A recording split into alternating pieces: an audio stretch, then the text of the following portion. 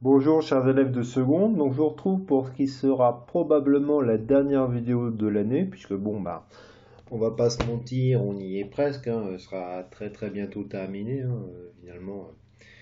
Les premières et deuxième semaines de mai seront les dernières, de juin, pardon, seront les dernières, donc de toute façon, après, je pense que je ferai plus de vidéos en plus. Surtout qu'en plus, en vous concernant, il y avait des vidéos que j'avais déjà fait pendant le premier confinement de l'année dernière, où j'avais décidé d'avancer un petit peu plus vite en histoire. Donc, de toute façon, voilà. D'ailleurs, ouais, si jamais, bon, je me doute qu'il y en a beaucoup qui vont passer à autre chose, et vous avez bien raison. Si jamais il y en a certains qui veulent éventuellement rattraper un petit peu ce qui n'a pas été fait, bon, donc, ce que j'aurais pas eu le temps de faire avec vous, hein, avec le fonctionnement hybride, les semi-confinements, etc. Hein, bon, on va pas se mentir, c'était compliqué. En fait, vous retrouverez les vidéos des derniers thèmes du chapitre d'histoire, des thèmes d'histoire. Donc, je pense que même pour ceux qui vont aller en première, ça peut toujours être intéressant. Un moment, si vous avez le temps de vous y replonger, juste avant de reprendre, comme ça, il y aura des choses que vous comprendrez peut-être plus facilement en première en regardant les vidéos consacrées au thème 3 ou au thème 4 que j'avais fait pour mes secondes de l'an dernier. Donc voilà, si ça vous intéresse, vous pouvez toujours aller dedans. Donc là, je vous retrouve donc pour cette vidéo qui sera donc la dernière, comme je le disais. À savoir que la dernière fois, on avait vu le fait que le monde, il y avait une population qui augmentait, mais qui augmente moins rapidement qu'elle a pu le faire ces 20 dernières années, mais qui continue à augmenter, notamment dans les pays pauvres. Donc cette fois-ci, on va s'intéresser au fait que c'est un monde de plus en plus inégal. Mais de plus en plus inégal, mais pas forcément de la manière dont on l'attend. Donc je vous explique, hein. Ça, vous avez donc une photo, une infographie qui vient d'Oxfam, donc une association de lutte contre la pauvreté, qui vous montre un certain nombre de statistiques qui vous montrent que le fossé riche-pauvre se creuse. Et effectivement, vous voyez, il y a l'idée que par exemple, on a effectivement des milliardaires qui ont même, contrairement à ce qu'on aurait pu croire, qui ont même gagné en puissance depuis la crise financière de 2008 et la crise du Covid a encore montré que c'était le cas. Donc des hommes effectivement qui sont extrêmement riches, comme l'un des hommes les plus riches du monde, Jeff Bezos, le fondateur d'Amazon, dont la fortune est estimée à 112 milliards de dollars. Et effectivement, il y a 1% de sa fortune, c'est l'équivalent du budget éducation de toute l'Éthiopie. Et l'Éthiopie, on le verra, c'est quand même un pays qui a des problèmes d'éducation, sans même parler du fait qu'effectivement, on a effectivement des impôts pour les plus riches qui ont eu tendance à diminuer ces dernières années. Donc effectivement, on a un fossé qui a tendance finalement à augmenter. Il augmente dans tous les pays, c'est ça qui est important. Donc ce qu'on va faire en fait, donc dans un premier temps, ça va être de voir que c'est des inégalités qui existent à toutes les échelles. Ensuite, que c'est des inégalités qui évoluent et pas toujours dans le mauvais sens. Et enfin, que ces inégalités, comme elles se manifestent dans un pays riche comme la France. Alors, donc on a des inégalités à toutes les échelles. Donc en haut, vous avez ce qu'on appelle une carte par anamorphose. Anamorphose, ça veut dire qu'en fait, chaque forme de pays, finalement, chaque taille de pays, dépend effectivement d'un critère. Là, par exemple, c'est la richesse.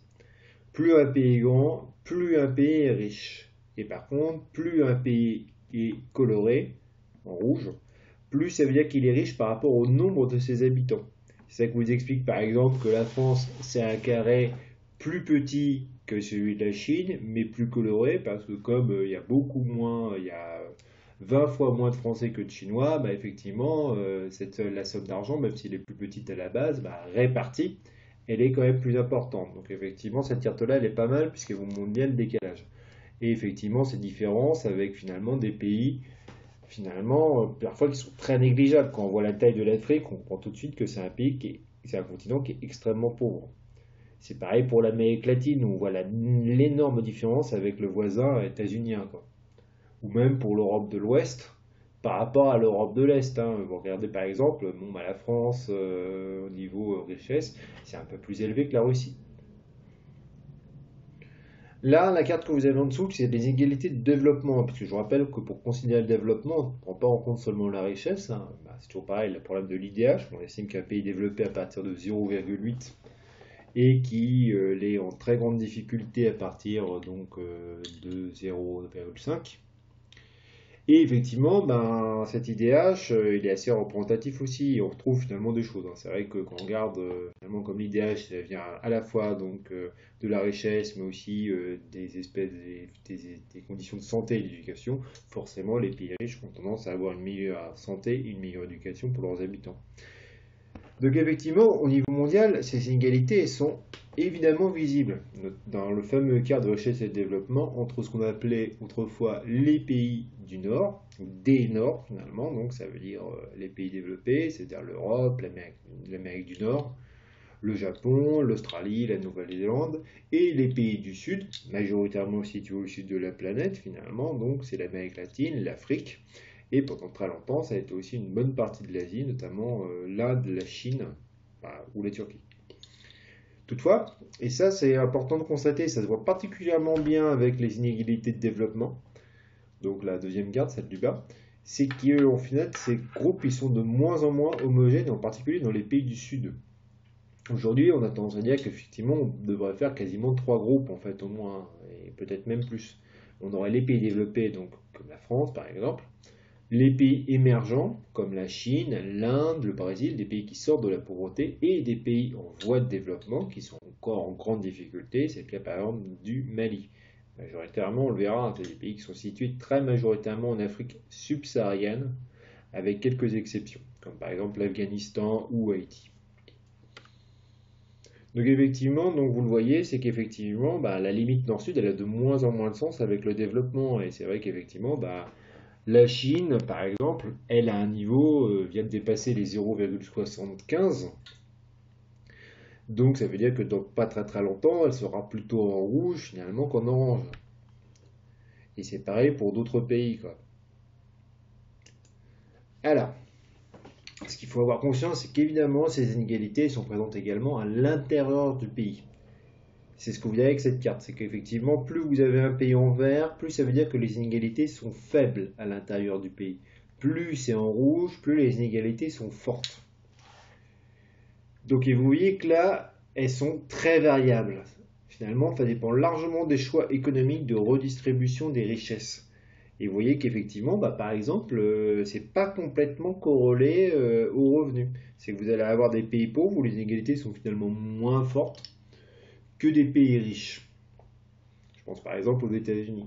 En Europe, par exemple, on a une politique d'aide sociale qui fait qu'elles sont moins importantes qu'aux États-Unis, ces inégalités.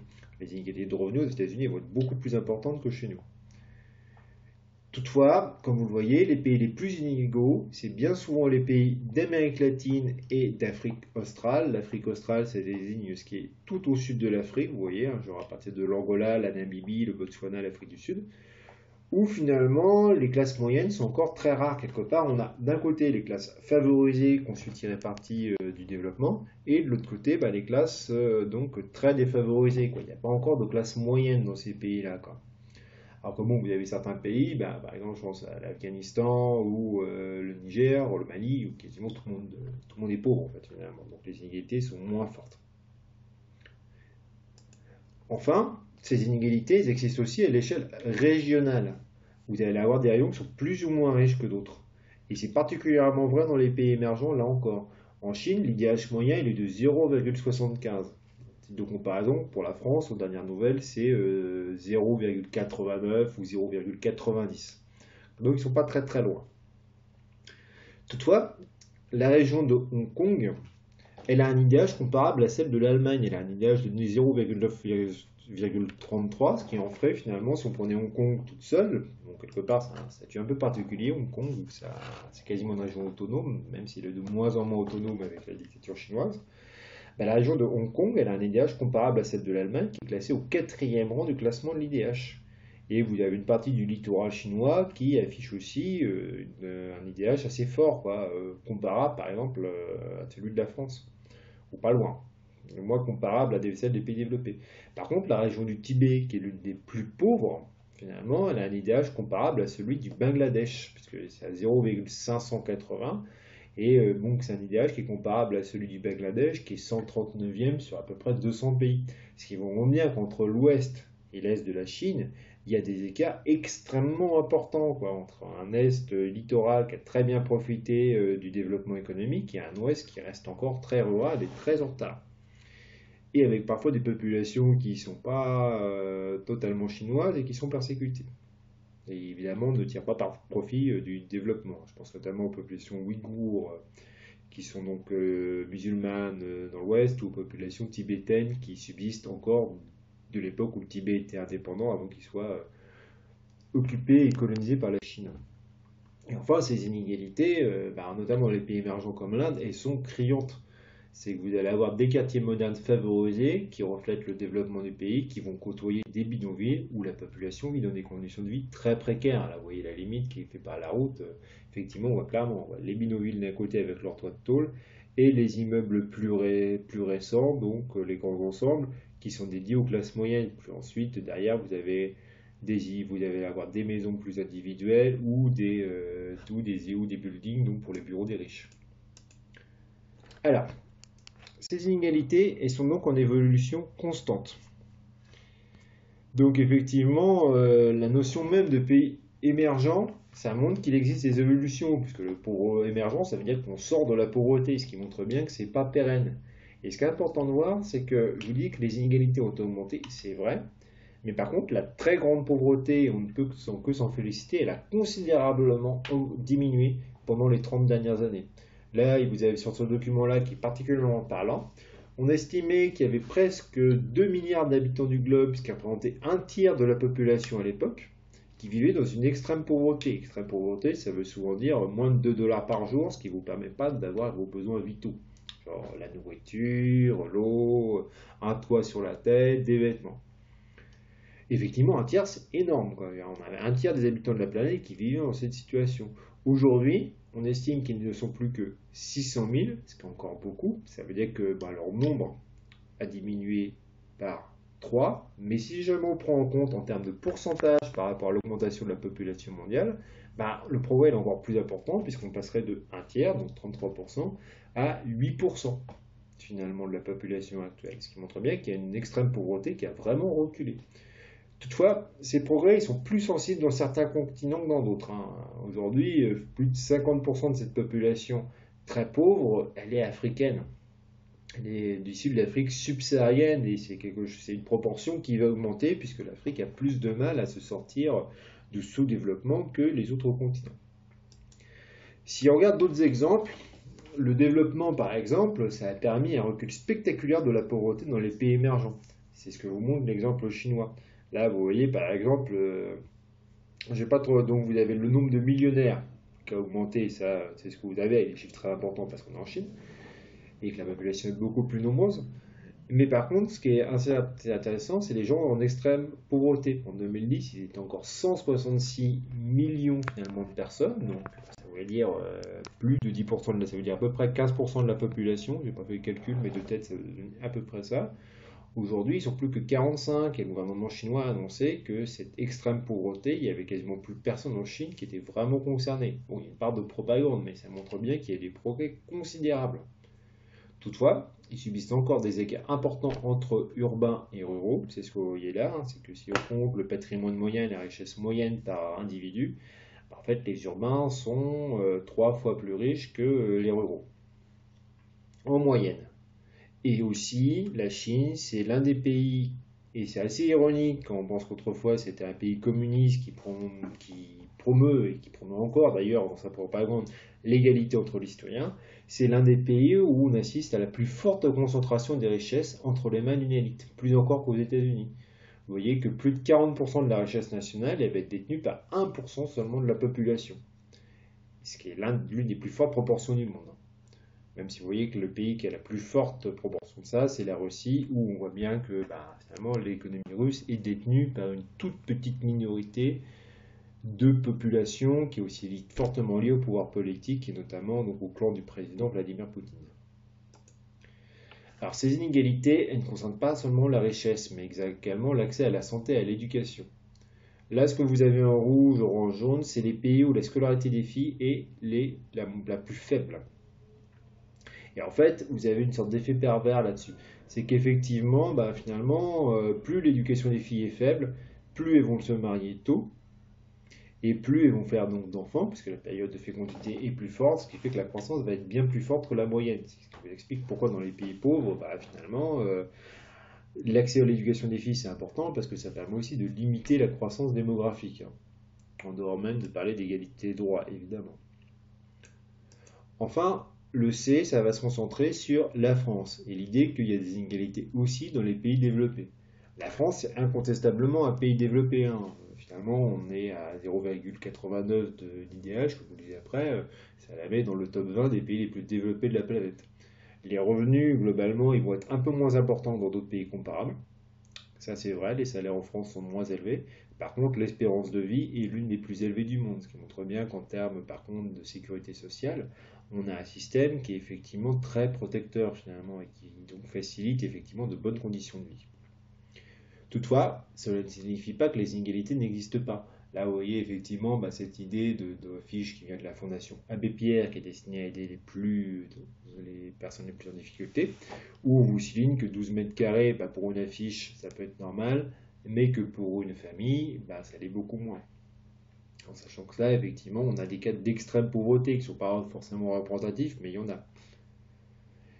Donc ça ne signifie pas que les inégalités n'existent pas, donc justement en France, elles auraient même tendance un petit peu à s'amplifier, ou du moins à être de plus en plus visibles. Même si bon, après, elles sont visibles notamment par rapport à une époque des 30 Glorieuses qui avaient suivi les deux guerres mondiales, où ça s'était beaucoup estompé. Ça s'était beaucoup estompé, bon ça vous ne le notez pas, c'est vraiment pour la culture générale et la culture économique et politique. C'est qu'en fait, les deux guerres mondiales, elles ont considérablement augmenté l'inflation, ils ont détruit beaucoup de patrimoine immobilier, ce qui fait qu'il y a une sorte de nivellement par le bas quand les Français, et de manière générale les Occidentaux, sont sortis des deux guerres. En fait, les fortunes qui avaient été construites avant, les héritages signifiaient plus grand-chose, ce qui fait que les gens partaient de quasiment tous de rien, et qu'effectivement, la répartition des richesses, elle s'est faite à ce moment-là de manière plutôt équitable. Ils ont profité tous des fruits de la grande croissance économique depuis les années 1950, à une époque où les inégalités entre pays riches et pays pauvres étaient d'ailleurs énormes. Et effectivement, ces dernières années, on se rend compte que finalement, au bout de 30, 40 ans, 50 ans, on a de plus en plus d'héritages qui se reconstituent, ce qui augmente les inégalités entre les gens qui héritent beaucoup et donc finalement qui n'ont aucune difficulté, et les gens qui n'héritent de rien et qui doivent tout gagner par eux-mêmes. Alors, si jamais je reprends vraiment mon cours de géographie, ces inégalités sont d'abord régionales. Vous avez certaines régions qui vont être bien plus riches que d'autres. Genre par exemple l'Île-de-France, qui est la région de loin la plus riche de Roche-de-France. Toutefois, cette richesse, elle va cacher des disparités, des écarts. Paris, par exemple, et les Hauts-de-Seine sont les départements les plus riches du pays, assez clairement. La Seine-Saint-Denis, par contre, c'est l'un des plus pauvres de la métropole. Ce qui montre bien que dans l'intérieur d'une même région, vous pouvez avoir des écarts de richesse extrêmement importants. Et même dans les problèmes dus au Covid et à la crise sanitaire, on s'en est bien rendu compte. Par contre, les départements les plus pauvres et surtout les plus inégaux, c'est ceux d'outre-mer. Donc la Martinique, la Guadeloupe, la Réunion, Mayotte et la Guyane. Alors pourquoi? Alors bon, il y a le cas de Mayotte et de la Guyane qui sont un peu particuliers parce qu'il y a une très forte émigration qui vient des pays d'à côté. Par contre, il y a aussi un autre problème qui est dû à un héritage. Là, finalement, c'est l'héritage de la colonisation et de l'esclavage, où là, par contre, on reste avec des inégalités extrêmement fortes entre les populations, donc soit qui viennent de France, mais aussi qui sont en fait les descendants des anciens colons, des propriétaires, parfois on a des propriétaires d'esclaves, et les descendants d'esclaves eux-mêmes. De manière plus discrète, il existe aussi des populations fragilisées dans les zones rurales, parce qu'on pense toujours aux quartiers difficiles, dans les villes et dans les banlieues notamment. Il y a aussi des zones très en difficulté dans les zones rurales, dans ce qu'on appelle le rural profond, loin des villes et des villes moyennes. Notamment parce que c'est des gens qui ne vont pas avoir accès facilement aux services de base. L'exemple le plus flagrant, c'est celui des déserts médicaux qu'on trouve par exemple en Normandie, dans le Sud-Manche, dans l'Orne, où on a très faible accès donc aux médecins et donc aux services de santé. Enfin, à l'échelle locale, les inégalités existent aussi.